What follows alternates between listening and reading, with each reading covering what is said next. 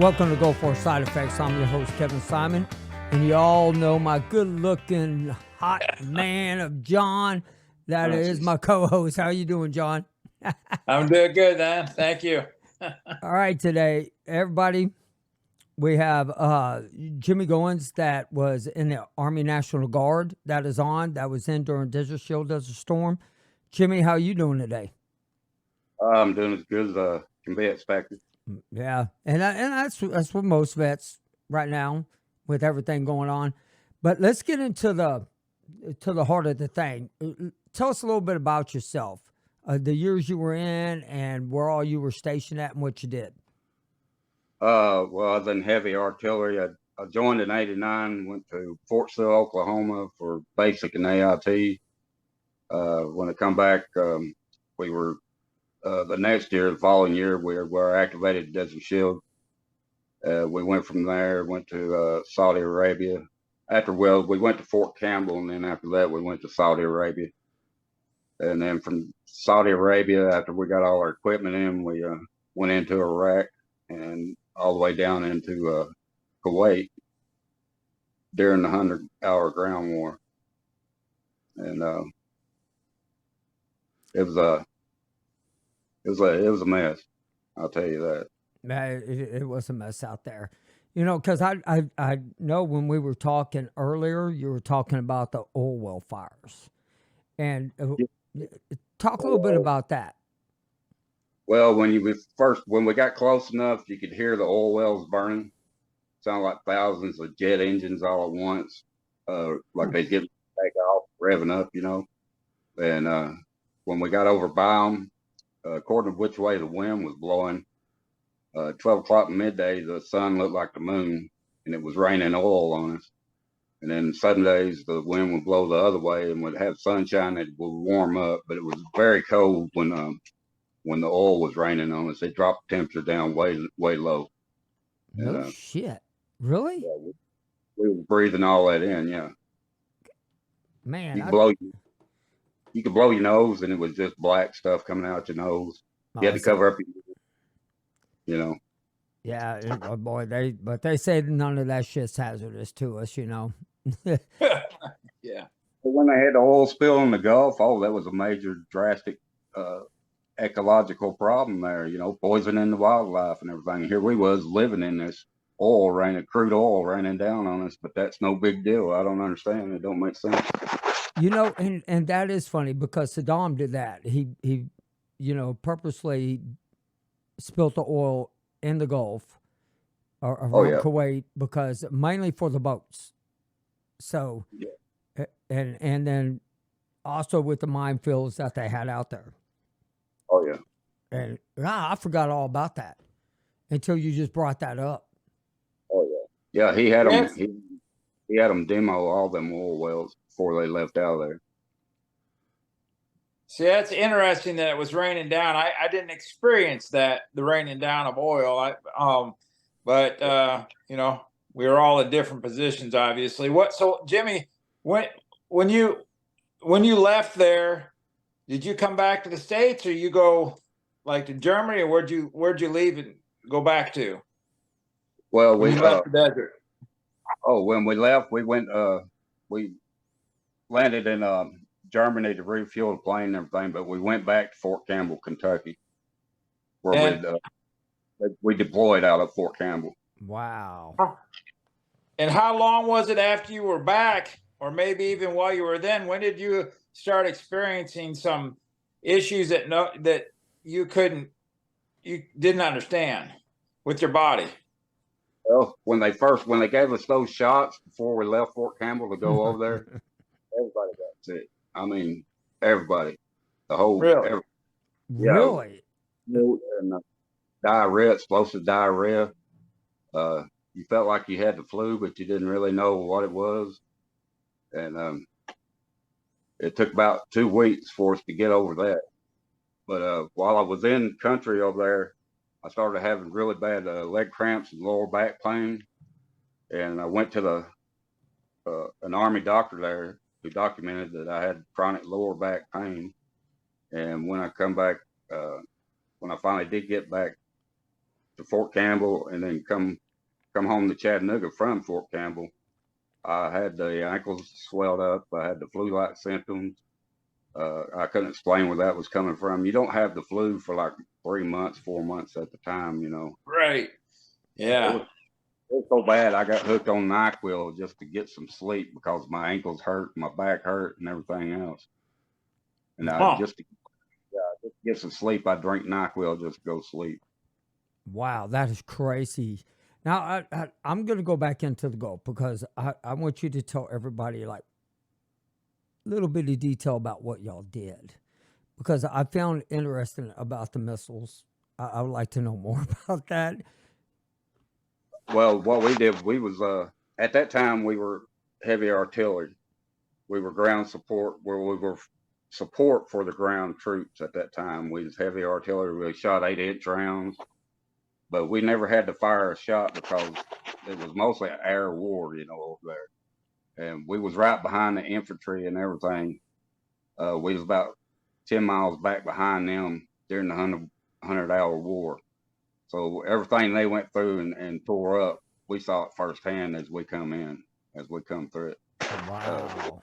Wow. We got to the border of Kuwait, and the Iraqis were lined up as far as you could see, surrendering. And see, and that is why I went to United States Navy. Because my ass would have been infantry, and it would have been my luck. I'd have been the only one shot somewhere, probably right in the foot or some shit like that. I give them in the buttocks. You tell me in the buttocks. He brought it up in the buttocks. But in the buttocks, I love it. But now now that you're home and now that everything is, you know, you're starting to notice things are different, changing about you. Let's talk about when you first went to the VA. Well, I put off going to the VA because I didn't know I could go when we first come back. So I didn't actually go to the VA till I got out of the National Guard. It was like 3 years afterward. And then, by that time, the swelling ankles were gone and the flu-like symptoms would come and go. And so when I filed for that and everything, they denied me because I didn't go to the VA. I went to a local hospital instead of going to the VA first, so it wasn't in my file, but it's in my local hospital's files. So so that made me very angry. I mean, you know, when I first got back, I was mad. I was angry. Everything. I was just mad about everything. You know. Yeah. It changes the whole attitude. I agree. I agree. Yeah, whenever I got back, I can honestly say I was also angry too. I mean, it's not just going through a war, then going back over there for Southern Watch, and then, you know, I was going through a divorce at that time, and I got out, man. I tell you, I was a mess whenever I got out. Well, I had a girlfriend. We had a daughter, and while I was in the middle of Iraq, she married this other dude.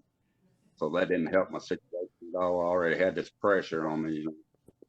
Yeah. And so, you know, and that was a bad thing about Desert Storm is the Dear John letters. I know that happened to a lot of vets. And, you know, be honest with you, I mean, that sucks. That's one of the worst feelings. I mean, luckily I didn't go through any of that while I was over there. Yeah. Mine happened later, of course, but when you started going to the VA, and you know, because just like me and just like John, in the very beginning, like in 95, 97, 98, 2000, they didn't believe anything. You know, they were like, no, it's just y'all and just this. And, you know, but how is your process going? Oh, it's been going slow. I'm still battling it. You know, it's been 30 years. I'm still battling. Well, it's been less than 30, but it's like you said, you tell them what you're going through and everything, but they're trying to tell you that's not what it is. It's not having to do with you being exposed to oil wells or the pills or the shots they gave you or depleted uranium or nothing like that. No, this is something that's common for somebody your age or something like that, And it's all it's been is complete denial of the whole situation. Right, right, and that's right. But now let's get into what symptoms are you having? Like, are you having nerve pain, joint pain? You know, Joint pain, insomnia. They say I'm borderline what is that? Where you have to use CPAP. yeah. Yeah. They say I'm borderline that. I'm borderline diabetic. Uh, so I have depression. I still have anger issues. Uh, Lower back and leg problems. I have poor circulation in my legs now, so I'm using a scooter and I have to go somewhere. I can't walk very far. I have to stop, And and the scooter. and they're still denying you. Yeah, yeah. You know. That's ridiculous. Now I want to know: do you file yourself? Have you been trying to file yourself, or? Well, when I started, I filed myself, and I did manage to get a non-service connection for my sinusitis, but everything else they won't service connect me, except for my hearing loss. Really? So Jimmy, before I forget, okay, so when we're done with this live, don't hang up. Okay, stay on with us because sometimes I forget to mention that to folks. So we'll talk after the fact, and we'll Kevin and I'll help you along with how to get things squared away. Because I mean, we all understand, we've all been through that. Deny. Have you spoken to your local VSO or no? Yeah.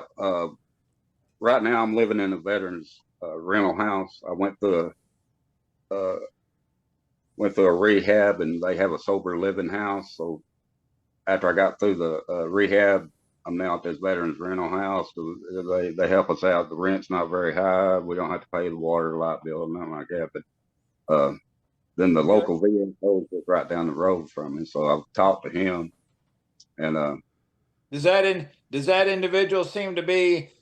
Does that individual help you along? Is he doing the job? He doesn't seem to be up on it. I got in touch with this other VSO that seems to be more in there you what's go. going on. There you go.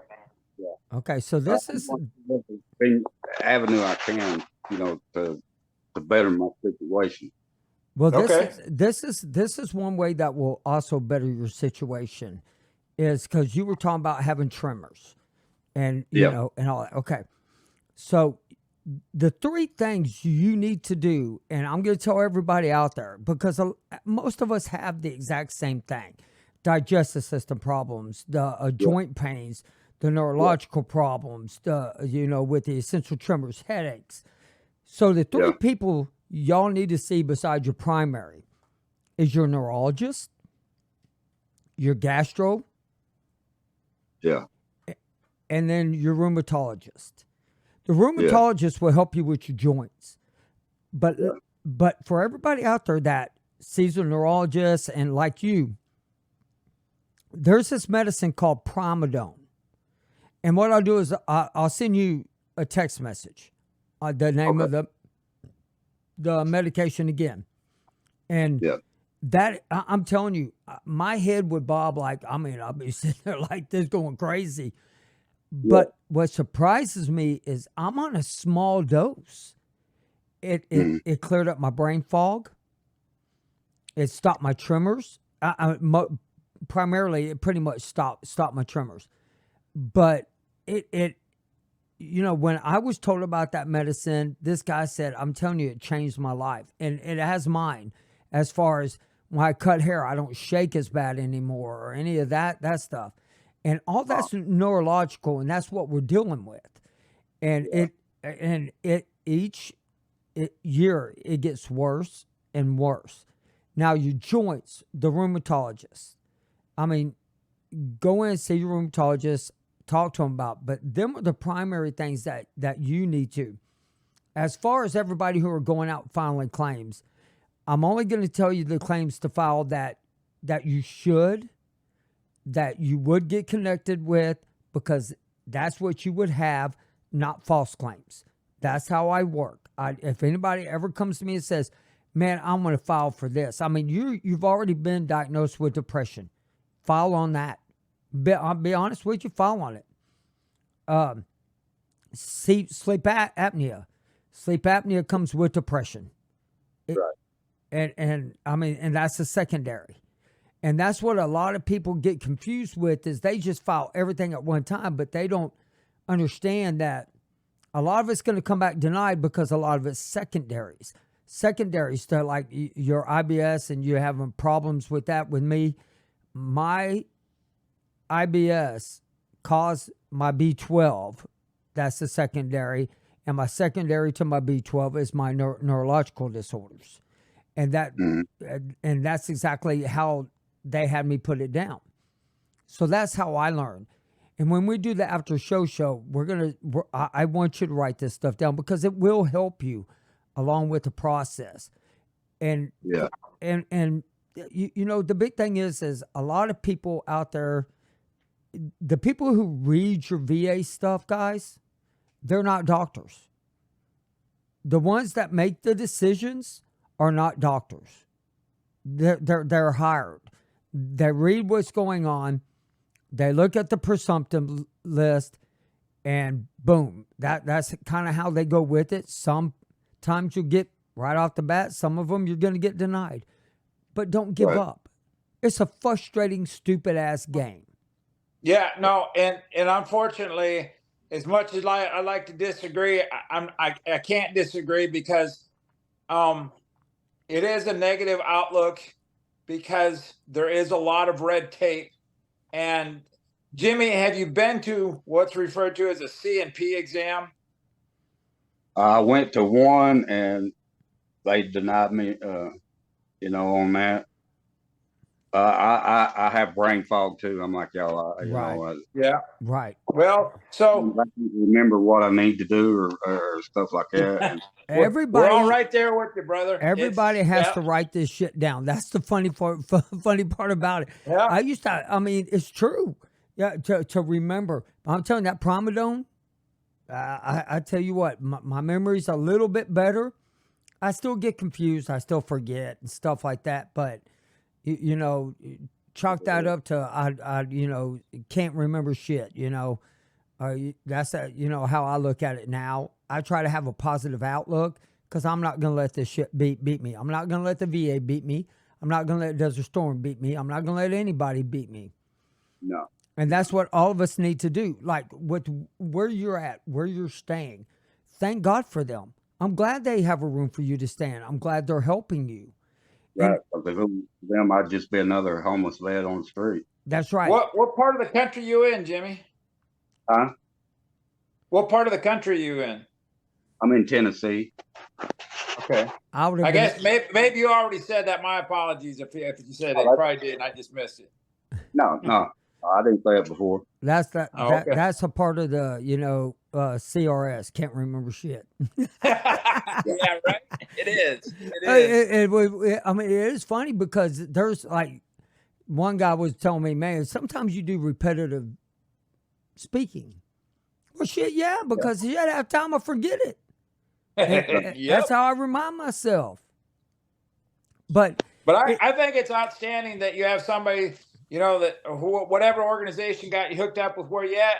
So Jimmy, how talk to us a little bit about now we told you we're not going to ask you, because it's really nobody's business unless you choose to tell other people. What is the thing that you found it easiest? Well, easy is kind of that's almost a vulgar word, because it's never easy when you're trying to get service connected. We always band-aid ourselves. We treat the symptoms that we're dealing with, because there is no one thing fixes all. What is the biggest thing that you're dealing with, is if you had to pick one? as far as health problems. Yeah. Correct. The depression mainly is the biggest, and then then the neurological stuff too. I used to work on cars and stuff like that. I can't work on nothing anymore because my memory span, my focus ain't all that good, and my hands are shaking, and it's just frustrating to even try to work on anything because you just, it makes you more depressed. But has the Social Security Administration been helping at all with you, or no? No, they've been denying me. Okay. So this is what we're doing with a lot of vets out there, and this is one of the reasons why this program exists, and it's going to stay to exist. Is that we need to reach out to more people. We need to help everybody understand, along with the VA system. The VA system needs to understand also what you're going through. I do understand that Tennessee has a very good VA system. That's what I've been told. How is your VA system up there? Well, the healthcare, they do what they can, but they go by your symptoms. Like they don't. They like don't you treat said, the problem. They treat the symptoms the best way they can, and if you tell them that that you're a Desert Storm veteran, they really don't want to hear that. They don't care about you being a Desert Storm veteran. But you'd think that would help them to help diagnose what your problem is. Yep. But it don't. I liked my old neurologist, but when he told me that he didn't believe in the Gulf War, that we weren't poisoned over there, I was like, well, shit, I'm done with you, man. I was like, shit, boy, you weren't even a twinkle in your daddy's eye whenever I was over there. That pissed me off too. But that's why we need to get this word out. One of the biggest things that needs to happen right now for you, you is let us work with you, Jimmy. Let us help you get through this system and to get you the better care, the better medicine. Primodone is going to be one of your first things that you're going to talk to your doctor about your tremors. It will help with your brain fog. And so I'll definitely and that's what we're going to do in the after we're done in the after show. But right. So for everybody who's sitting out there that is struggling with this, y'all all can contact us. There are people out there who are willing to help you. You have, Wade, Sarah, Denise Nichols. You got John. You got me. I mean, there's a group out there, and everybody is willing to help. But we can only guide you to what you do. It's going to be on you to get over there to do it. But I'm going to kick you in the butt and make you do it. Yeah. Well, see, here's the thing. When there are a lot of other people out there, other veterans that will come to us making you feel like there's some magic thing that they can do. No, there's not. It's really, honestly, it's called information and knowing the proper routes to take, and the persistence on the person trying to get help. We can't do it for anybody. They have to be willing to advocate, and we say this every program. You have to be willing to advocate for yourself and stay on their ass. Their meaning the VA or whomever it is that's trying to assist you, and that's going to be your VSO, your VA, your attorney, whomever it is you choose to go through. If you don't stay on it, then they're going to drop the ball and just next. And that's true. I mean, you got to be your own doctor, your own nurse. I mean, I don't know, Jimmy, if you listened about 3 weeks ago when they would not send my medicine. I did everything in the book properly to do contact, email, everything. And I mean, I had to call the crisis hotline. They saved my life. Along with my wife, the crisis helpline and the triage nurse. But the advocating is, I need help, and nobody's going to help you unless you ask for it or unless you do it, and be specific with them. And guys, I know this is hard. I know it's frustrating because I promise y'all, whenever I go to my next 2 doctor's appointments between the 2 morons that went and do my medicine properly, I'm not going to go in there screaming. I'm going to go in there and show them what they did wrong. I'm going to educate them how we can avoid this ever happen to another vet. That's what, and then, you know what? 22 a day is Right. on them. I believe Right. it. 22 a day is on the military and the VA. And it's a simple process to get out of that system. But nobody wants to do it. Nobody wants to take that extra. I mean, we lost compassion in this country. And it's time for us to ask for it back. I give compassion to anybody out there. It does not matter. Every day you guys walk out there and you see somebody that needs help, broke down on the side of the road, help them. That's being compassionate. We're losing that in this country. We need to bring it back. And veterans are very good at being compassionate.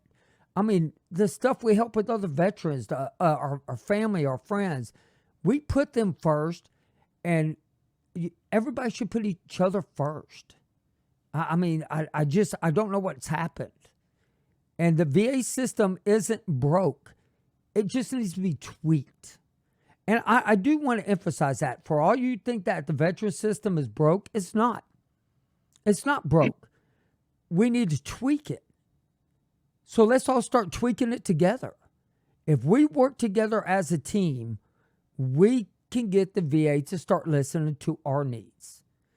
And so, you know, with that, I just can't tell anybody enough. Go out there and advocate for yourself. Advocate for other veterans. That's going to be my goal in life.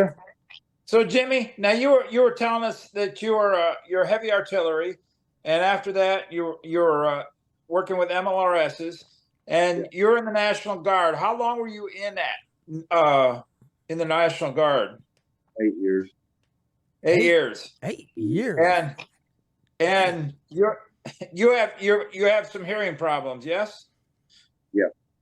Okay. And I'm not going to say, but you told Kevin and I that they give you some, but minimal amount for hearing loss, right?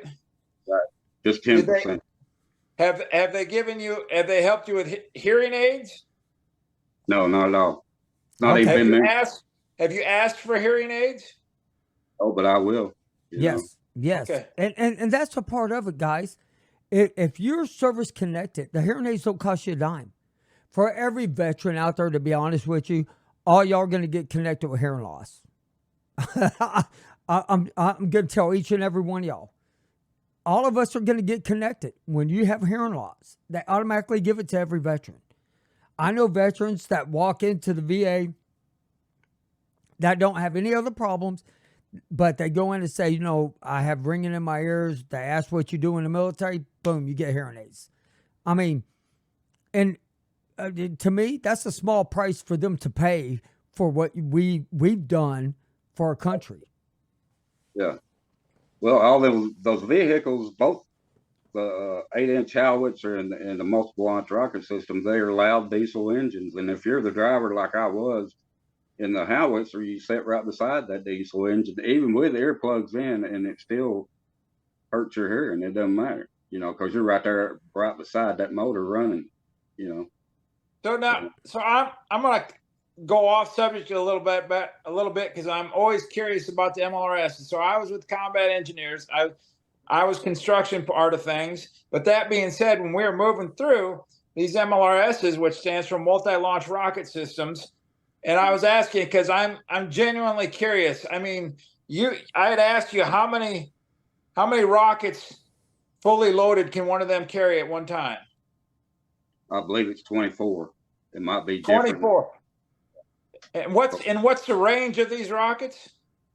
I really don't know. Okay, but 24, and how long does it take to shoot off 24 rockets? for the multiple launch rocket system, just a few seconds. I can't tell you how many seconds. Seconds? Because they just shoot them one right after the other until they deplete all of them. So then you just turn around, get reloaded from a standby vehicle somehow and reload? Well, most time they shoot and move, and then you will have a reload point, yeah. Could you imagine my ass being able to play with that? Man. Hey, those things are like Cadillacs. They're built on a Bradley tank frame. They'll fly, Could you They're imagine? They'll be like, hey, Simon, look at these buttons. I'll be like, well, shit, what does that red one do? Boop. So, how big a missile? I mean, I watched them shoot off, but I what's the diameter of those things? That I don't know. Okay, now you're not speaking my damn language. You're over here like, blah. You can tell me what you can tell me what size of gun they shot off in a ship, right? Ours was worse shit.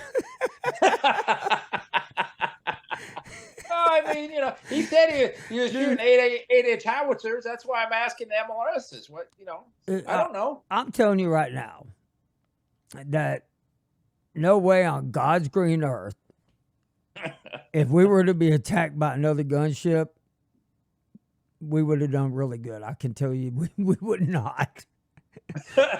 We would have been going, shit, there's holes in the bottom of this ship. You'd be sinking. All I'll tell you about the multiple launch rocket systems, rockets is when we got them, they were in a pod that they were secured on each end. They have these flaps on them that when they shoot, the flaps pop out and the missile shoots out. Other than that, I can't tell you. I can't tell you the range on them because that's classified information that I don't. Oh, okay, all right, fair enough. Hey, now I'm going to change the subject, but now when you go see the neurologist, and this is funny, but when you go see a neurologist and you tell them, or even a rheumatologist, and they say, hey, I'm having like if you got feet pain or hand pain, they're going to want to offer you some cream. Take the lidocaine over anything else. It doesn't work for me, but if they offer you anything that they say, well, it's going to burn for 90 seconds, don't take the cream. Don't. Because it's not going to burn for 90 seconds, and you're going to be like, this shit didn't burn at all. But when you wake up at 3 o'clock in the morning and go pee, and you touch yourself while you're peeing to hold it, you're not supposed to touch your ass will be in the shower. Because that's what I did. I was like, man, I rubbed it on my feet. I'm like, this shit doesn't work at all. I went to bed. I didn't think it didn't smell like Bengay. It didn't smell like icy hot. It didn't smell like anything. And man, let me tell you, at 3 o'clock in the morning, it came out like fire. And I mean, I was jumping in that shower and screaming. And I tell you what, I can laugh about it, but I want to laugh about it then. You didn't think to wash your freaking hands after you applied this shit? Well, no, I didn't think about it at all because it didn't work. But then I forgot, think about it. I have neuropathy. I can't feel that shit anyway. But, and me, hey, Jimmy, I don't mind telling embarrassing stories about myself. I just don't. But, because I think everybody should. I think, I want to have this show to also be enlightened. I want people to understand that we all going to do stupid stuff. I'm just going to do a little bit more than everybody else. Oh, yeah. Now, I'm the guy that will walk into a wall before everybody else will. Oh, I've walked into a clear glass door before. Yep. So, and it sucks. First thing you do is look. Did anybody see that? I never walked into. How the hell you walk into a clear glass door? Because it's really nice and clean, and it's a sliding door, and you're going outside. And that's why I don't own one. Right there. And especially you get a little bit of, slightly inebriated, and you're not paying Jimmy's attention. Going, yeah. Now that it's coming to the end of the program, please stand by, Jimmy, and don't get offline. But John, do you have any last words?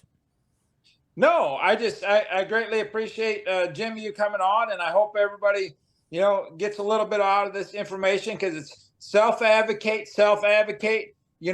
When you ask somebody, whoever, whether it's the VA, whomever it is that you're asking for help, if you don't get a response in a day, day and a half, call them back. Don't expect, yes, I know the majority of us all have phones and it's a texting world, but call them because anybody can blow off a text or whatnot. Get information. Don't drag your feet. You've got the you've got the control. You need answers. Dig and keep digging until you get answers. Preach it, baby. Preach it, man. Yeah. Man, you're on a roll, damn. We lost some of our buddies that went over with us to suicide. Everybody keep an eye on your buddy. I mean, even now, even after you're not in the military, keep an eye on your buddy. Stay in contact with them because just talking to them might help them get through that next day, And we lost one here in the house.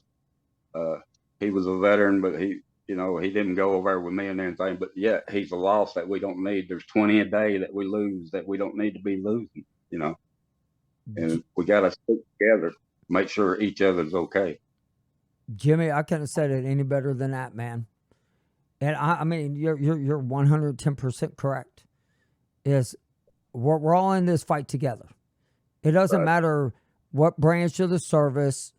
Right. It doesn't matter when you served. We're all veterans. We all need to stick together. That right there. That was the key point right there. Right. And you said it. But for everybody else, I want to thank y'all for listening, and y'all have a great night. Thanks for having me on, guys. Yeah, thank you. Thank you for listening to Go For Side Effects. If you have a story or you would like to share or just come on with any comments or questions, please email me at kevinsimon@goforsideeffects.com.